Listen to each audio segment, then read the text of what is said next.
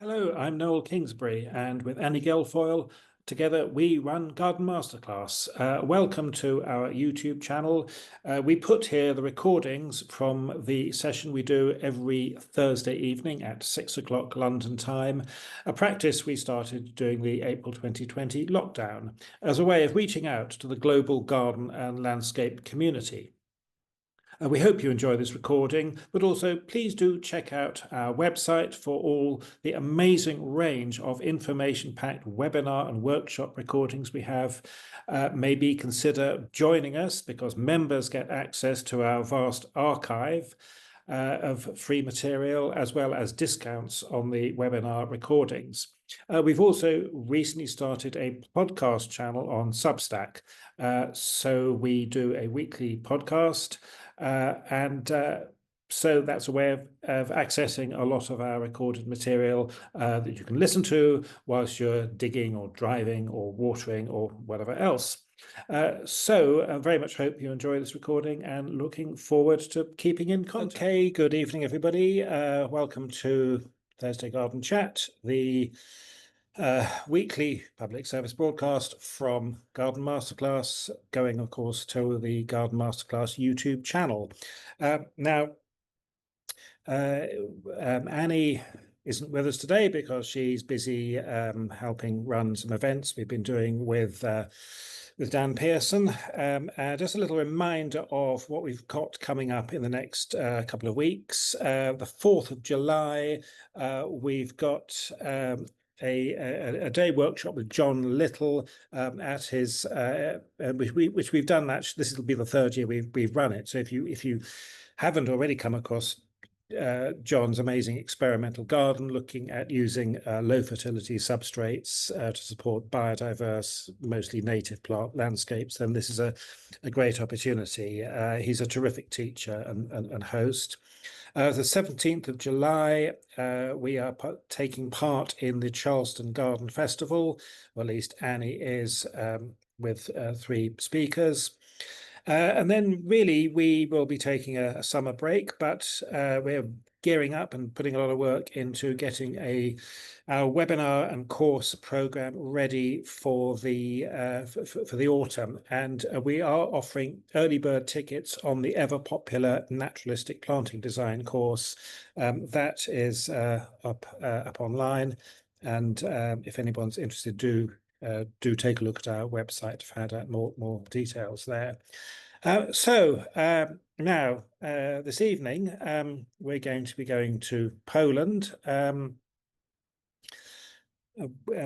couple of months ago, in mid-March, actually, I was in Warsaw and with a group of with my Polish colleague from Garden Masterclass Polska, Małgosia Kaczynska, and some German colleagues, and we went to a new park that's fairly recently developed in Warsaw, the Warsaw Uprising Park, which is a quite extraordinary place for all sorts of historical and ecological reasons. And this evening we got Magda Vinyank from Toposcape Landscape Architects, who was instrumental in developing this project. First of all, a bit of history. I think we all know enough history to know that there wasn't very much of Warsaw left after the Second World War, after the Warsaw Ghetto Uprising of 1943, the Warsaw Uprising of 1945, and then the occupation by the Russian army and the order by the Nazis to demolish the entire city. The rebirth of Warsaw has been one of those really remarkable rejuvenations in post-war Europe. But there was an awful lot of rubble left, a lot of which got heaped up into a great big heap on the southeastern side of the city, which is where our story starts. So Magda, I think over to you. Welcome to Thursday Garden Chat. So first of all, we always ask people, how did you get into plants and gardens and landscape and environment? Why? And when? Well, Yeah, when and why? And tell us the story. yeah, yes. I was 12 years old when I got the dog. My mother wanted to have a dog, so I became a dog owner, and I had to go every day on a walk in Warsaw, and that's how I started to look at trees.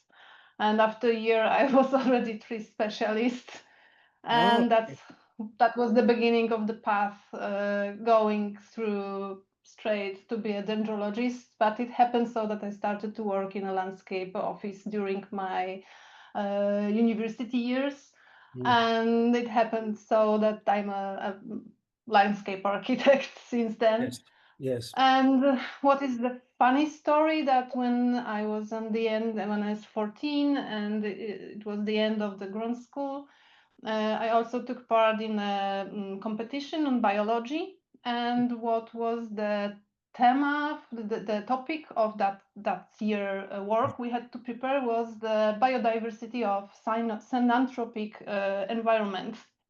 So that was the first time when I came into the places forgotten and abandoned by human and started to count every plant and every creature that lived there. Yes. And yeah, that's how it started. So from early childhood and my vacation house in the forest. Yes. And you will see how it reflects in our work also, my personal history. Yes, yes. I mean, what sort of work generally does Toposcape do? We do not do gardens. Rather parks, public spaces, and all the greenery that accompanies any housing estates, and so on. Yeah, public spaces mostly. Yeah, right. And generally within the city, not in a rural landscapes. Yeah. And I must say, for those of you who don't know it, Warsaw is an amazingly green city. It has got some fantastic trees, and certainly in the.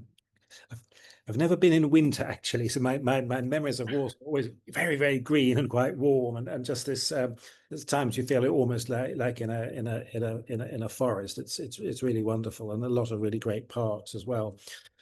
So I think over to your presentation, please, and we'll see what has happened to this 70-year-old heap of rubble. Okay. I hope you can see it already. We're getting there. We've got, we can't see your slide. There we are. Yes, we're there. We're there. Okay, so the short introduction. This project was made by two offices, Archigrest and Toposcape. I'm one of the partners in Toposcape office. We established this office together with Justyna Dzidziejko, who is landscape architect, but she focuses also like me on the landscape architecture. And the second office is Archigrest, Maciej Kaufman and Marcin Maraszek, and they are architects. And this is very important for us that we, from the beginning to the end of the process, worked as a partners on an equal level.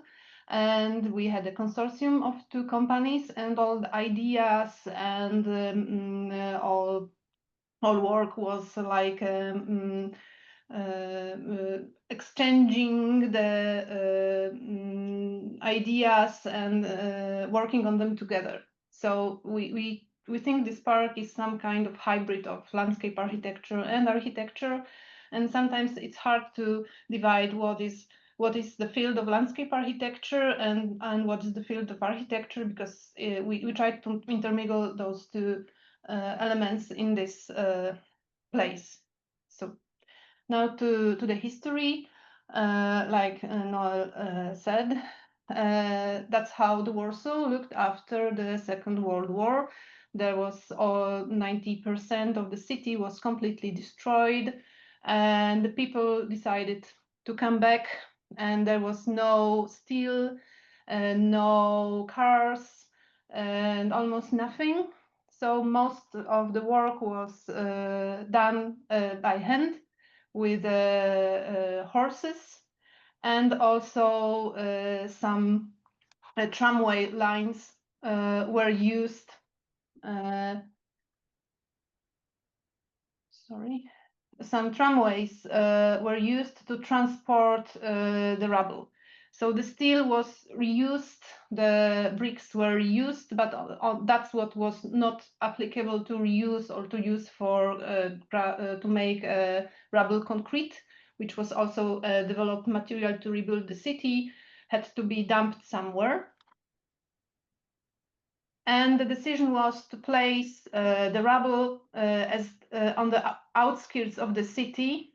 This is now the city center, and we had 4 places, 4 mounds. These 2 are parks, Górka Szczęśliwiska mountain and Moczydło. This is the sports and parks area, typical with the grass and trees. One is here. This is a mound under National Stadium now. And this is one is our plot. And on this photo, you can see how it looked in the 70s. Because this one landfill was used up to late 70s. So still the rubble and was mixed with clay, brought here at the beginning with cars, with horses and these tramways, and finally with trucks. And so this one wasn't transformed to the park after war, but it was still working for many years. The next, in the 90s, when the landfill was no longer used, the Polish combatants wanted, when the communism was over, we could start to talk about Warsaw Uprising, because it was forbidden during the communists due to the Soviets,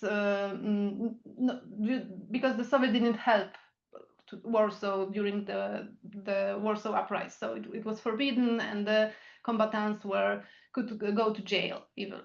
So in the 90s, there was still not much monuments in Warsaw that were dedicated to the Warsaw Uprising. So the combatants in Downtop initiative, they collected funds, and this is the sketch from architect Eugeniusz Ajewski-Kotwa, who wanted to commemorate the Warsaw Uprising Mound, and he was the initiator of placing a monument on the top of this landfill. It looked like that. And this is the sketch of Eugeniusz Ajewski-Kotwa. What's also interesting that he was one of the member of the committee that was responsible for rebuilding Warsaw, because he was an architect. What happened next? In 2004, the mound was named Warsaw Uprising Mound due to this monument, which was placed on top. And the city tried to do something with this area. There were some approaches during 90s and 2005 and so on. But finally, in 2019, there was an architecture competition that we won, Toposcape with Archigrest. And the area of the competition was a little bit bigger than the park itself, because now this part is built. And now we start to develop this area with lake. So our today's story will be about this main part, which is this landfill mound. Okay, so this is how the mound looked like inside. So as you can see, this is a crushed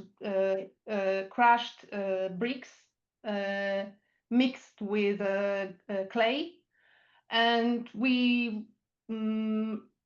this is totally artificial element, because this is the place where the lake was before, and now has the 40 meters high hill, and that's what we saw during the construction site. But when we started design, we didn't know what is there, even if we made some geological investigation. We knew that the soil is totally unpredictable, and we don't know what happens inside when we start to dig. we had to dig a little bit because the slopes were steep, and we wanted to help people walk, all people with disabilities. So we decided to create some kinds of ravines and some paths to provide the proper sloping, not higher than 6%. And we also developed a strategy how to work with the rubble that we expected to dig out.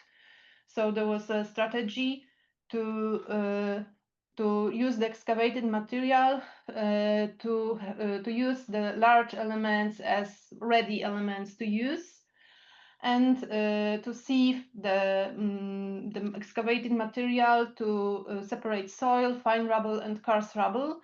And we created some strategies to use soil for earthworks, and use rubble to create rubble concrete, the technology that was used also for rebuilding Warsaw. We tried to revive this technology and use it again, and to create some elements of commemoration, like those retaining walls with the lapidary and outdoor exhibition, just to show to the audience, to the people that will visit place, what is the history of the place, not to cover everything.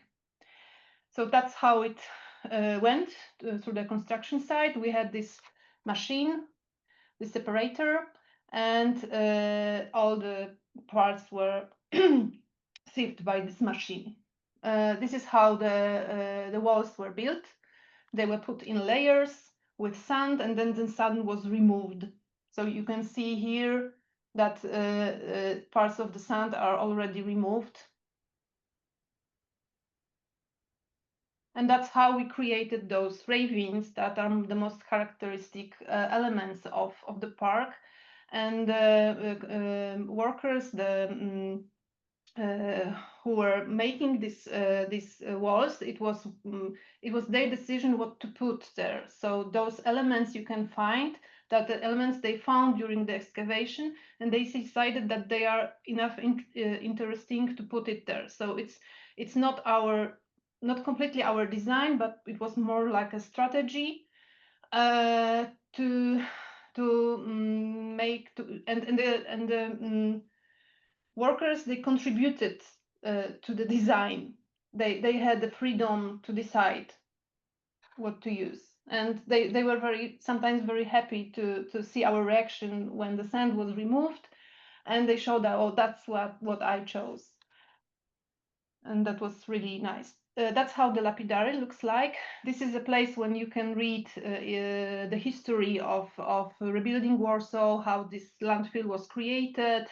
You can see the photographs and also the history of rubble concrete. And that's how the bigger elements we found are exposed in the park. Some on the postament, some just we left laying near the paths. And the most important part of the commemoration is the place on the top of the hill.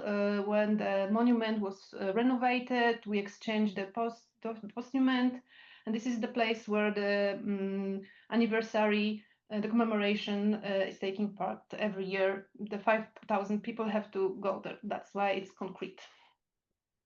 And also, most of the decision that we made was to spare the trees.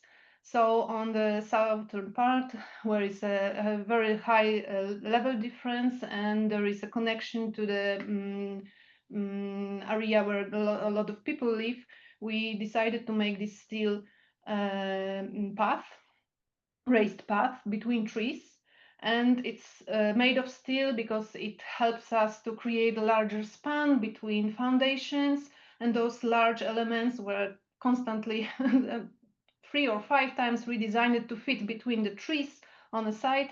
And finally, we managed to cut none of the trees, and all the elements were put from above between trees. So yeah, that's we are very proud of that we really managed to build something between tree trunks without cutting anything. And again, it was more on this architectural part and structural. And then I would like to go to the maybe more interesting for gardeners and for landscape architects part about the nature, because this photo, as you saw it before, it's a barren place without any soil. It's just clay and gravel, and nothing was made. It wasn't covered with any horticultural soil or anything, just left. And what was also interesting, that before the landfill was created here, this is a map from 30s, from 20th century. Before war, this is a lake. The lake and the wet areas, so totally different conditions. It's a valley of the Vistula River with flooding, so wetlands and poplars, willows, and so on. And now we have a hill with steep slopes. This is the kind of landscape that it's not typical for this region of Poland, because Warsaw is on Mazovian, and it's completely flat area with no hills. The only level difference is near the rivers, when you have this valley and the flat terrain above it. So this is completely strange and unnatural form. Okay. And this is the photograph from the 80s, when the landfill was closed. And now you can see this neighborhood is on a probably it's you can see Vistula River there, and something that is happening near the landfill. And here is the top of the hill with meadows that start to be overgrown by trees, shrubs. So this is 40 years ago, 45 years ago. That's how it looked. And in the 2019, when we started work, this is spring, it looked like that. So there was a lot of invasive trees, mainly robinia, pseudoacacia, and maple from North America, so Acernegundo. So ruderal and invasive species. And also these vines, this is Clematis vitalba, that is native to Poland, but also sometimes treated as a very invasive plant. And you could see some rubble that you could find it on the surface, and some plants, but the biodiversity was very low.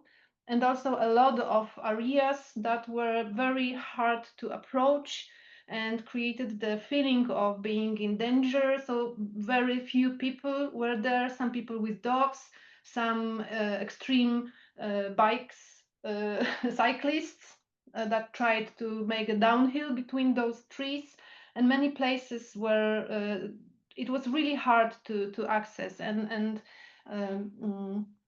unpleasant place, and not used as a recreational area. And another history, because we made when we prepared the project, we made an historical investigation. We had in our team a historian, and my colleague from Archigrest, when he was searching for materials for our design, he found the research of Roman and Jadwiga Kobenza. He was a botanist and she was a geographic, but they were dedicated to to protect nature. And she was one of the founders of Kampinoski Park. This is a very rare national park near Warsaw, very, very close. I think it's and she was very important person for protecting nature and creating parks, national parks in Poland. But what was interesting that for them, the plants that started to grow on the rubble of Warsaw were very, very interested in that. And that was the moment that the people started to be, not only in Warsaw, but also in Berlin, in other cities, they started to investigate ruderal plants and introduced this term to the this field of knowledge. And we had a list of plants they found on the rubbles of Warsaw. Some came with the soldiers, with trains from Southern Europe and other places, even from Caucasus. And yeah, it's interesting. That was also so we thought that if we start to talk about ruderal and invasive plants and their role in novel ecosystems regarding Ingo Kowarik's works, that's something that connects the architecture with nature and how those two worlds intermingle in the cities. So this was also one of the inspiration, and I will show you later how we try to introduce that to the park. And one more thing which happened before we started to work and before the competition was BioBlitz. It is a kind of research that volunteers, it took 2 days only. The volunteers, with the help of specialists, investigate all the types of of creatures, of animals that lives in the area. And the report that was made after that, so that the biodiversity in this area is very, very low. Even if this, but this area was already very important, like due to ecosystem services, but with a very low biodiversity. There is no water there, so that's also a problem. But it's a woodland area, but it's not connected to any woods. And the woodland species are very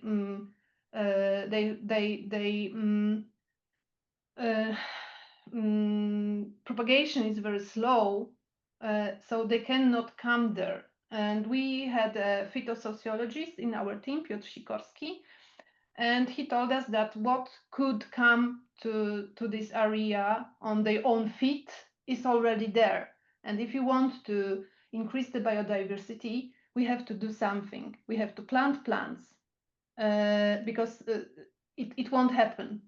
Because okay, so we try to develop strategies how to deal with this area, with problems, but not to destroy its specifics, because this ruderal character. And also what was important, that when we started to work there, we knew that the succession is still ongoing. So we had a phase of meadows, we had those shrubberies, so on the photographs, and now we have a the first phase of woodland succession is slowly coming to the end, and the second phase with the climax species is starting. And we already saw that the invasive maples started to line and to fall down, but beneath the canopy of maples, of this invasive maples, started to grow native maples, not Acer campestre, but Acer pseudoplatanus started to grow vigorously. And that the soil accumulation is also starting, because the falling leaves of Acer negundo started to accumulate and create the soil that helped the other woodland species to grow beneath the trees. And what we knew, that when the Acer negundo will fall down and the native species start to grow, there will be no space for Acernegundo because he needs a lot of light, because he's not very strong in photosynthesis.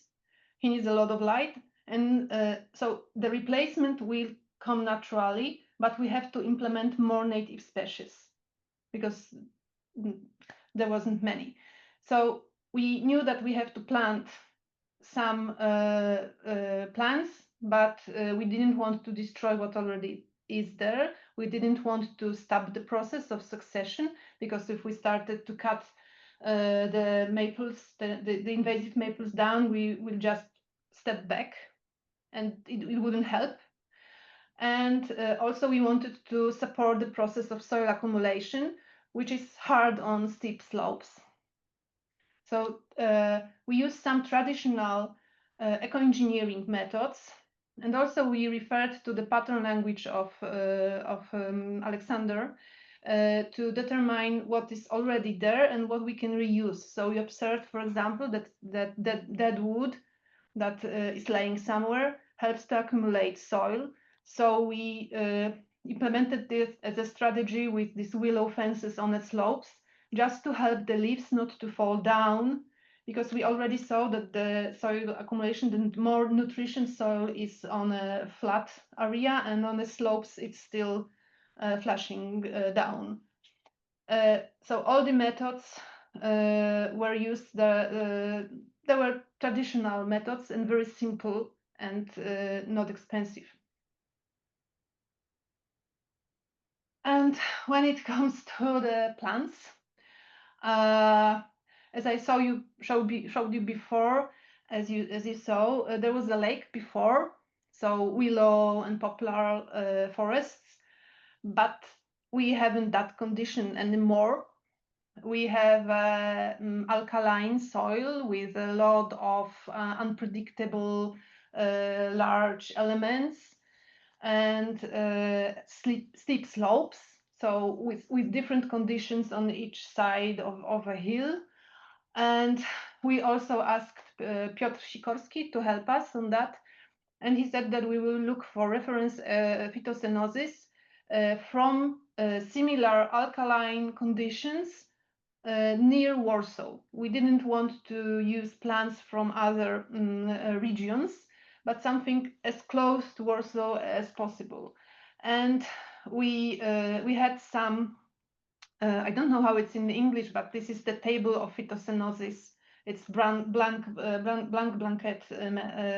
table. So it shows how many, which species and grows in which type of phytocyanosis, and how do they intermingle, do they create clumps, or are they more scattered in the group.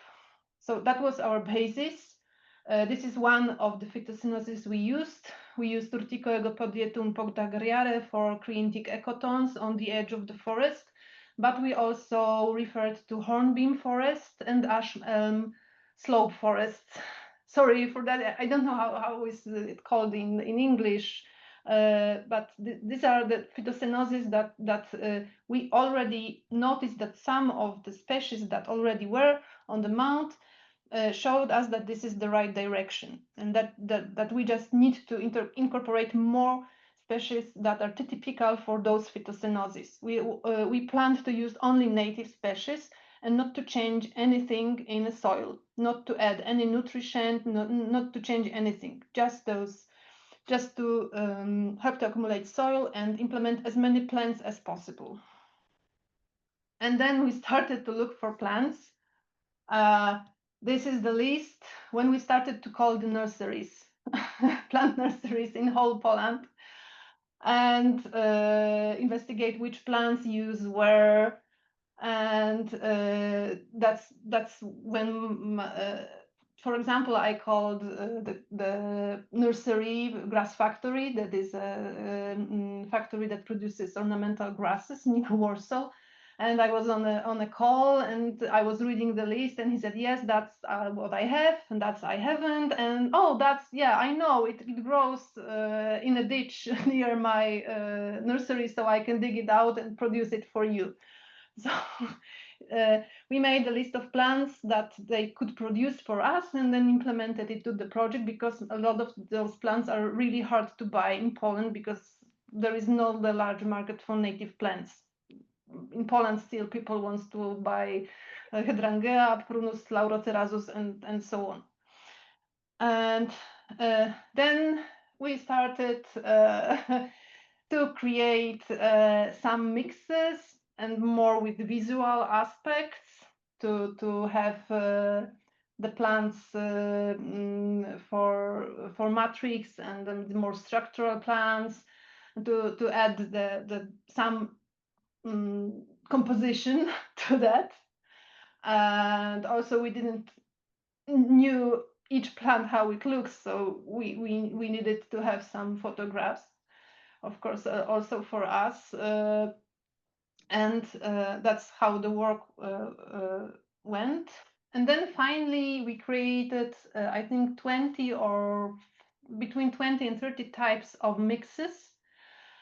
And sorry, I will go back one. This was more referred to the book of Noel and Peter Adolf on perennials, and this is more referring to my experience with perenne mix plants from Germany, because they sell them in boxes, and you buy a mix for 3 square meters. So we created the mixes for 6 square meters, and they were divided to types and subtypes. So you had, for example, this is our planting plan, and it was like you have the type 3 here, because the same condition is type 3, but there is a diversity. So there is 3B, 3A, 3C, and this is the markup that shows that you have to use 3 sections. So 3 times 6 square meters, 18 square meters. And then I had only to convince, this is, yeah, like that. This is RB, this is a perennial bed, type 2B, and 1 box.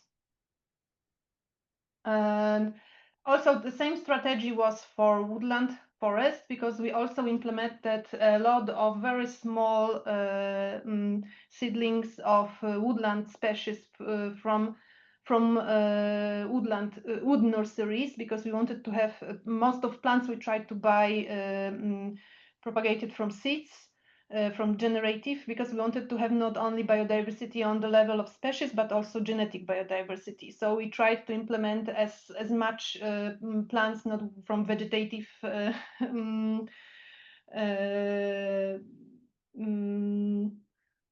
but from seeds. Not the clones of every plant should have their genetic biodiverse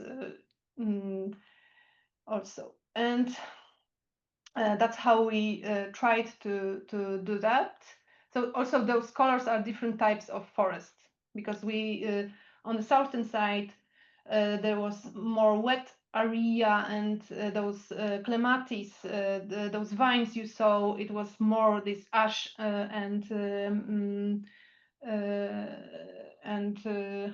ash forest, and other places were more conditions for hornbeam forests.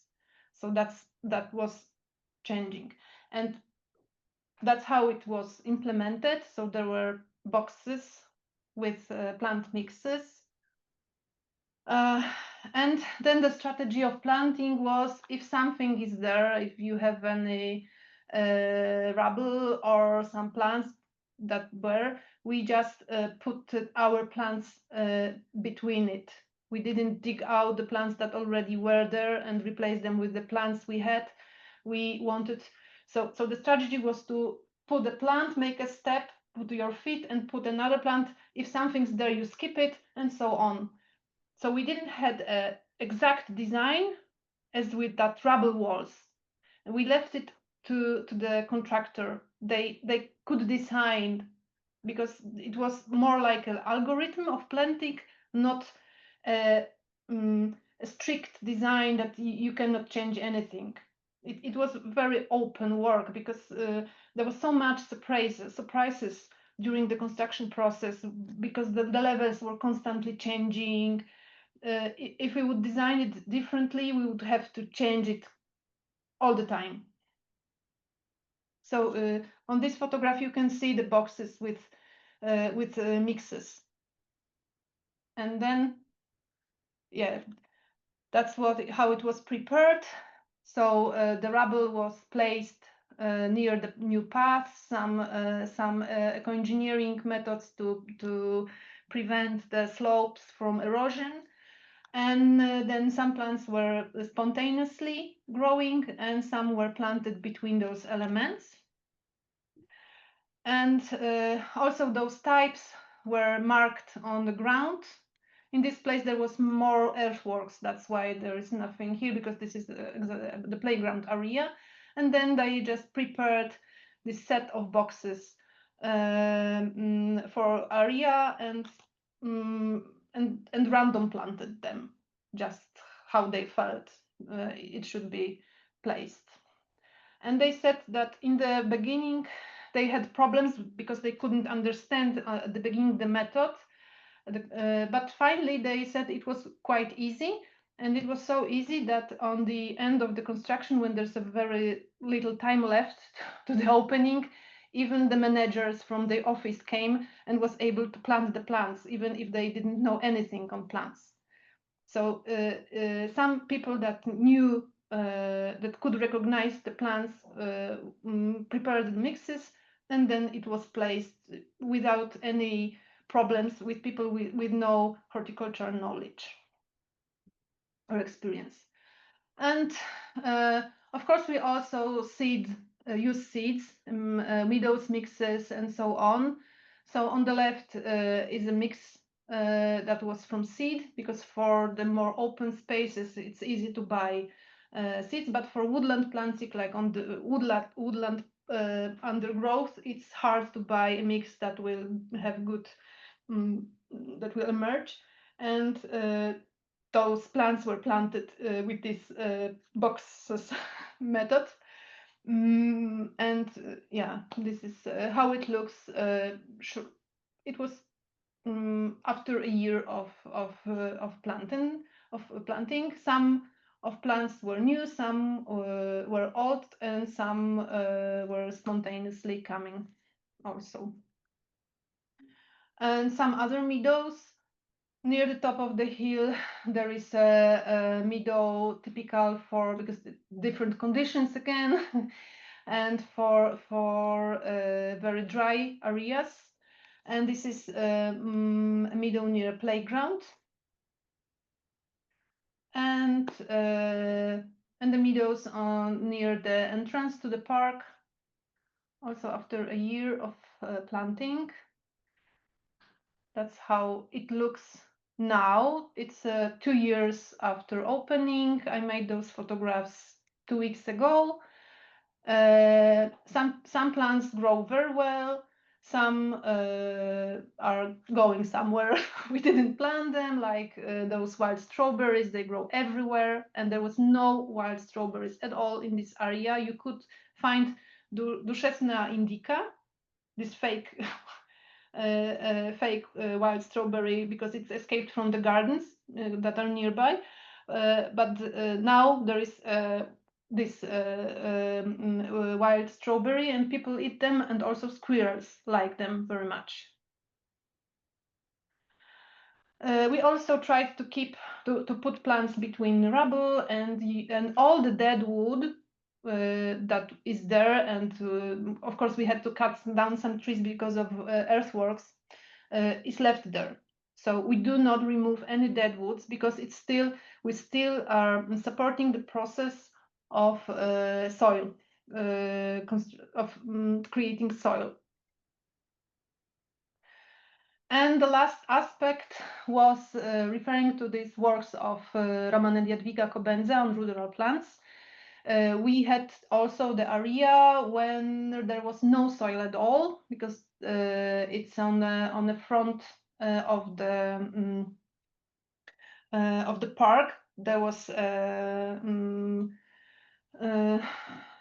concrete square with a store, ware store for with materials for building materials for constructing new buildings, kind of shop warehouse, and it was taken from there. So we had a space to create a park. And we wanted to create a meadow with a species that Roman Kobenza found in Warsaw after the Second World War. And our colleague who produces the meadow mixes, he added the seeds of those plants and created a new mix that is called ruderal meadow. And what we had to do was to create a soil that won't contain much nutrition, because otherwise it would be overgrown with stronger growing plants like nettle or something like that.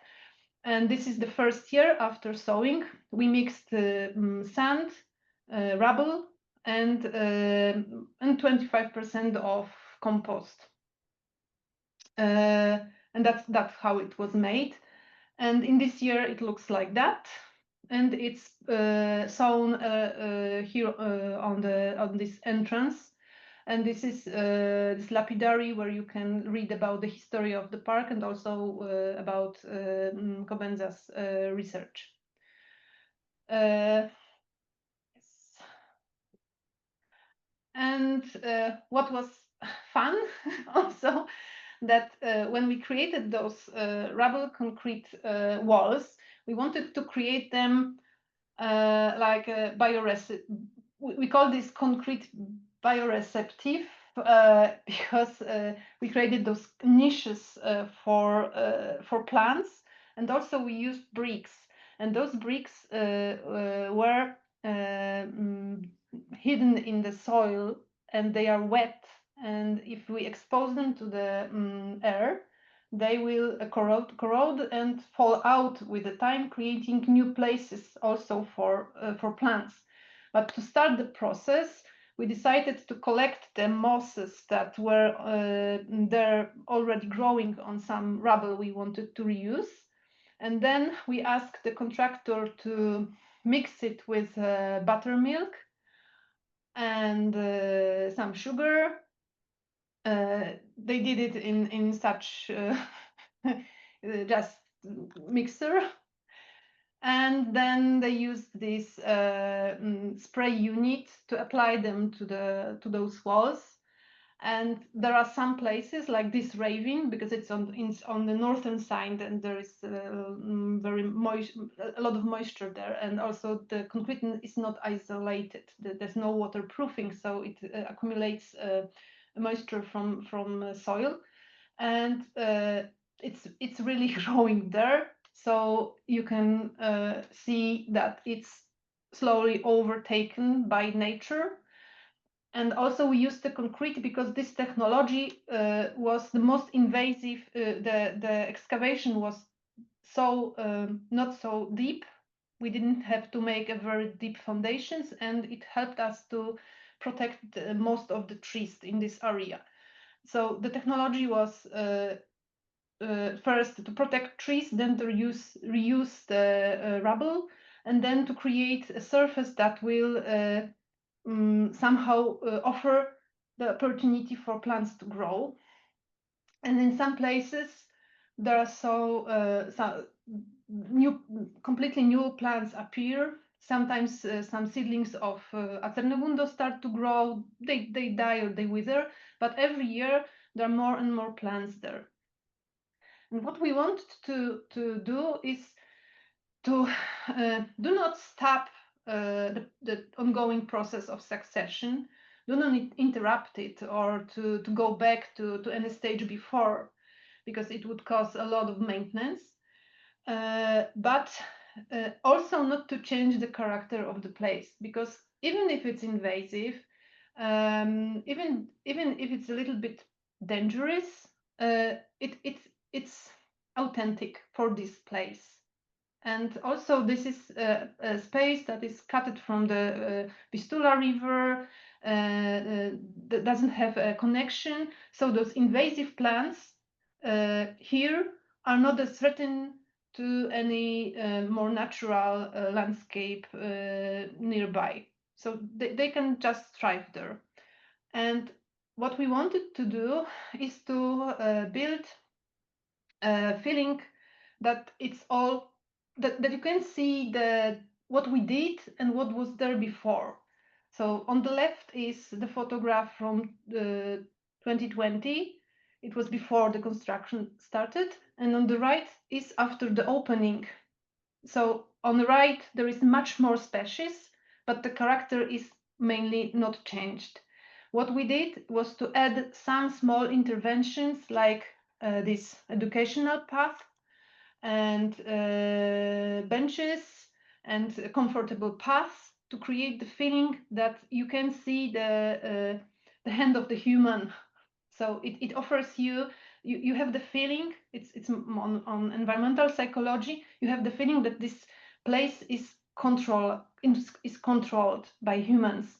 So even if it's still creating opportunity for animals, for plants, it's safe. Even if we didn't change much the character, we also knew that we have to keep the space near paths more open, so these areas will be mown. But we didn't want to change much.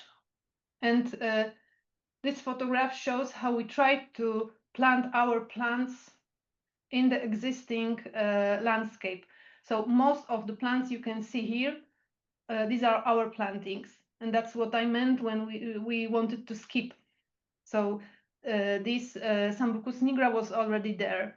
We planted some plants here, but we left all the rubble laying here. And this bench and this path, is this the space area, the safe area for people? We were very, very afraid how the people would look at this space, because it doesn't look like a park. It's not a lot of decoration there or design.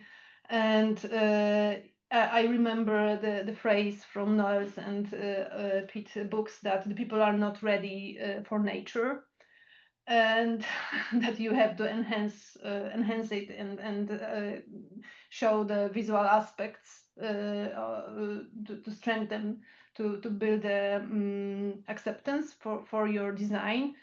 And that's why we did a lot with this educational path. Kasper Jakubowski, who is a specialist of the forest nature, helped us with that.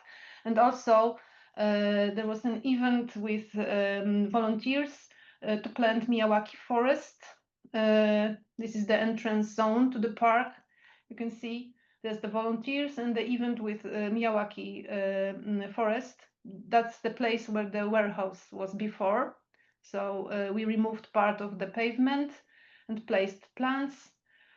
Here's the lapidary, and this is this main wall, retaining wall, and the stairs leading to the top, and the playground, ravine is there, and you can go all around this hill to reach the top also. And yeah, that's how the event was organized. This is this lady on the right. She's a gardener responsible for the park. She's responsible for maintenance also from Warsaw municipalities. She was one of the instructors that helped people plant the plants. And that's how it looks now. This is again the photograph that I took 2 weeks ago. It's the second year of this forest. And some photographs how it looks, the park after all we did. There are some places that just offer you some rests, some paths, and that would we create some clumps of dead wood, just to make the feeling that it's not scattered, but that it's an ordered element. That This is again the path between trees. As you can see, we tried to keep all the trees, even if it's Acernegundo and even if it's lining. We also planted a lot of young trees near to replace those ruderal trees after they fall. And some very simple construction, like this drywall made of rubble, stairs that can, in some places you have to go through stairs, but almost all places are also accessible for wheelchairs. And this is this element. Here are now our plantings, this willow and deadwood hedge with a living willows that will take part also in strengthening the structure. Retaining wall, that's how it looks from the entrance. These are the vines. We tried to keep them all. And even we do not cut down the dead trees completely because they support this. So we agreed with the municipalities that even dead woods, the dead trees we keep on this slope because people can't access there. So there is no threatening, no danger for humans, for people, but it's supporting these spectacular vines. And some views. These are the stairs. The stairs already were there, but we remodeled them completely. And we planted also plants because there was some earthworks here. This is me and my daughter in the day of the opening. And this is the viewpoint for the southern part of the park that will be designed next years and built with a lake. That's some photographs from the top of the hill with the monument. The people like to sit there and see the Warsaw that is restored from, that survived the massive destruction. That's how it works during the commemoration, the anniversary. This is the commemoration of the anniversary of Warsaw Uprising. There is also a playground because Eugeniusz Kotwa, who was the initiator of the monument and the park, he wanted to create the place not only for commemoration but also for living and for people. And he even wanted to use to people to use the parachutes from the hill. He had some crazy ideas how to have fun in this place. So from the beginning, it was not only for commemoration. It always had, this place was intended to offer a space for recreation and for people. The playground, there's no, there's a lot of play on the slopes with plants and so on. That's how it looks. Here you can see the city center of Warsaw, because this is the former outskirts. This is the place on the top and some levels below. I would like to show you a very short movie, how the park looks.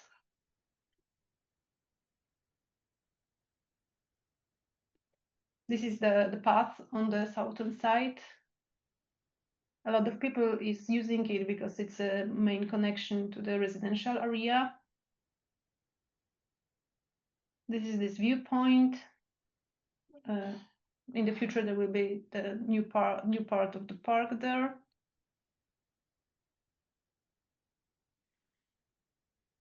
The playground on the northern side. This is the only flat area in the park. And this is the main stairs leading to the top of the hill.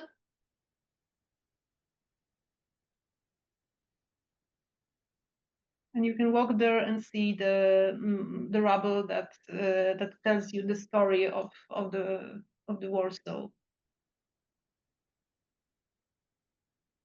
And this is the top of the hill. It's the most popular viewpoint.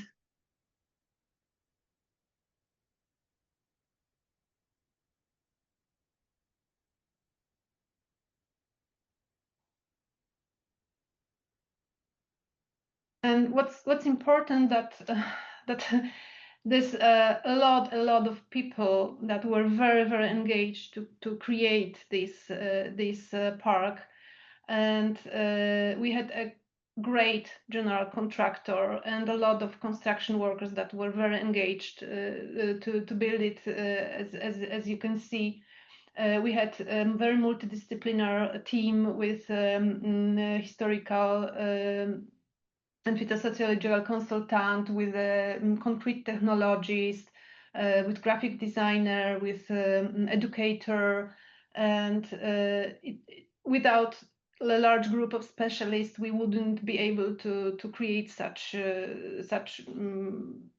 difficult in the technical way also design.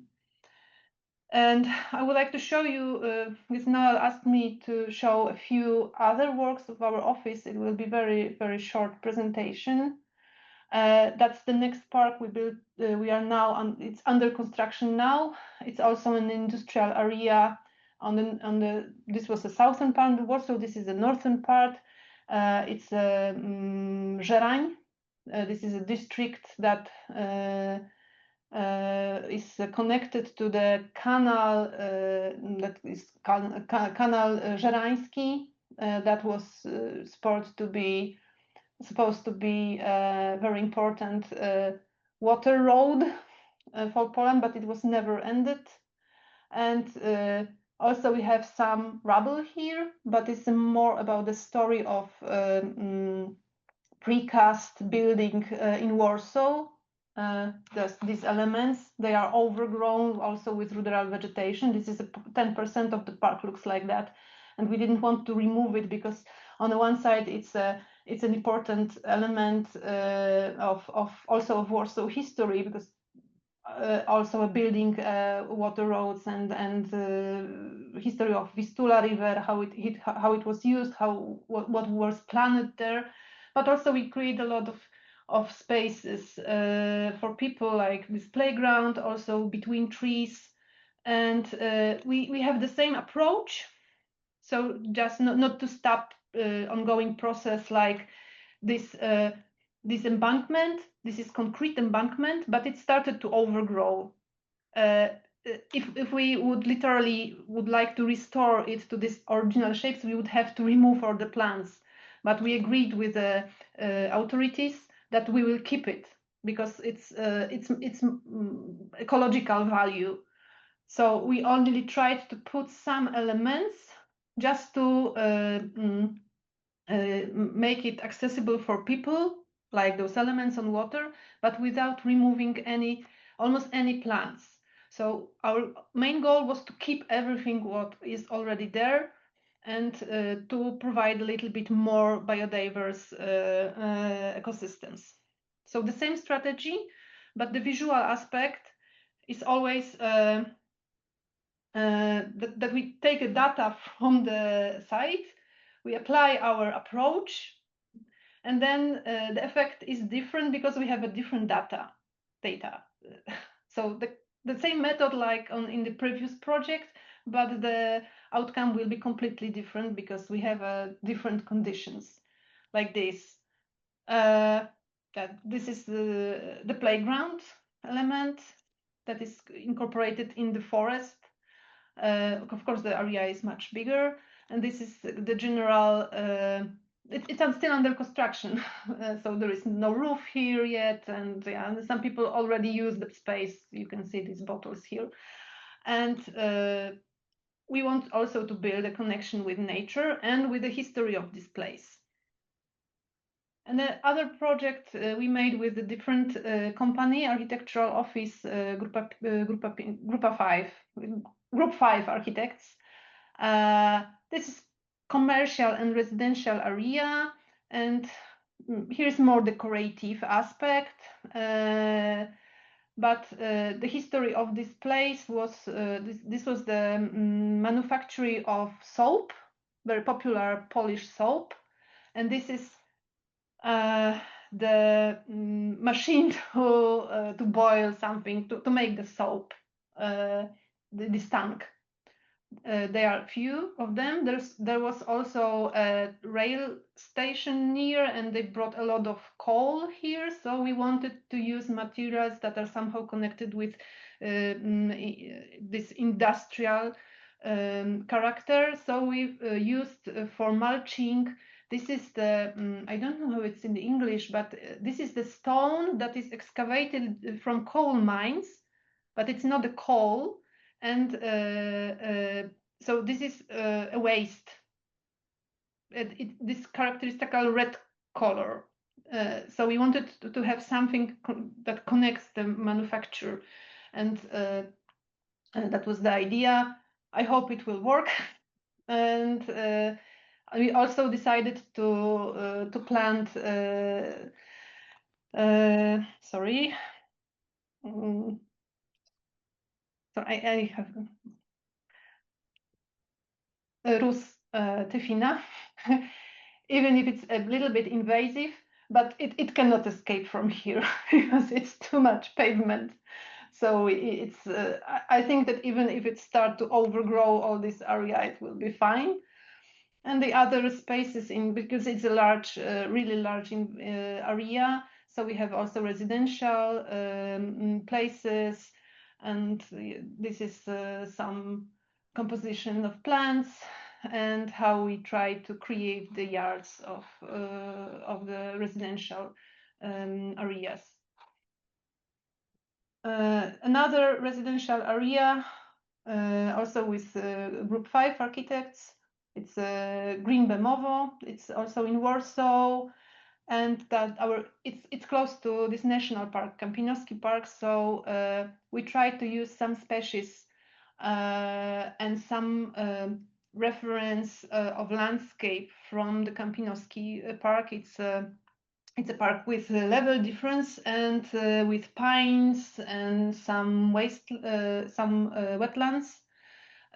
Of course, it's all artificial because it's it's a green roof with an underground garage.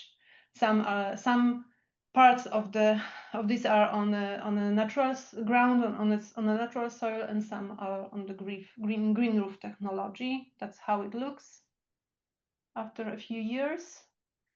So this Pteridium aquilinum and some of the grasses and also pines are typical for the forests that were our reference. But it's strictly decorative project. Another small project, also residential. It's also on in a green roof technology, intensive green roof. There is garage below. Yeah. So thank you. That's the end of the presentation. Well, thank you. That was really, really interesting and great to actually have to see pictures of it all looking lovely and green after my visit at the end of winter, I suppose. Fascinating to see how actually to learn how you built those rubble, the concrete walls. We spent a lot of time looking at those, trying to work out how it was done. And of course, we were just seeing the very first signs of plant species actually beginning to grow in them, and eventually, of course, they'll all green up. Really, really interesting. Comment from Jenny Nelson to say, easy to see why the project won European Prize for Urban Public Space. Question about whether there's any intention to do monitoring of animal biodiversity and whether there will be green corridors to surrounding green landscape. Okay, we already have wild hogs there, so they manage somehow to come there. They get everywhere in Warsaw. I know they get everywhere in Warsaw. They dig up the tulips, I've heard. Yeah. I think that it's not a problem with the ecological corridor for animals because they really are there, but more for plants because there is no wood in the neighborhood. No. So there is no possibility for woodland species to come there. But the animals, there is a large area of also wasteland nearby, and then there is area of these vegetable gardens typical for Warsaw, where the people have Yeah. these small plots. Community gardens, yeah. Community gardens, but they're different type than probably than in the Western Europe, more individual. Yes, We yes, like yes. fences in Poland. Yes, Everything to be closed and fenced, yeah. But I think it's not a problem for animals. The problem for animals that there is no water there, and no, right, yes. so we try to recreate the pond on the southern side. I think it will be helpful. And what is our ambition? To get the only rainwater, because there is a problem with instant floods in the neighborhood, really. So we will get the water from the neighborhood, from the residential area, to fill in our pond. It's a large and very complicated design. I hope everything will go fine, and then we will boost also the biodiversity for insects, because also it's a problem for insects if they have no access to open water, for birds, and for frogs and so on. Yeah. And there's a question about, I suppose, really, at what point will you be able to tell how successful your planting has been? Looking at there will obviously be competition between the existing plant material and the species you've introduced. Do you expect to be able to tell in a few years? What maybe I forgot to say, we have no expectation. No. We don't know how it will look in 20 years, in 50 years. We completely don't know, and that's what we all agreed in our team, that we want we more wanted to design a process than the final result. So from the beginning, we were completely sure that we have to use mixes, and that a lot of plants maybe won't survive. Yes.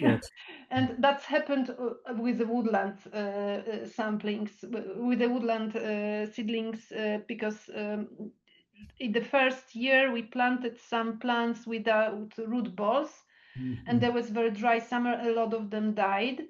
And the next year we decided to plant less, but with the root balls, and most of them survived. So our approach from the beginning was to use the root balls, but the contractor couldn't buy them. So during the negotiation and observation because construction took 2 years, we slightly changed the approach. But I'm totally because all the maintenance is based on mowing. Sometimes some places you mow 4 or 5 times a year, where there's a recreational zone. Meadows 2 times a year, and the cotons once for 2 years. And in 1 year you cut down one part, and then in the second year you cut the other part, always to keep some plants to provide the place for insects to have the place for winter. So that's the only strategy. And only uninvited plant there is Reinutria. We have a really problem with that, and that's the only plant that they have to remove. Reinutria and Island also appeared there, and all other plants are welcome.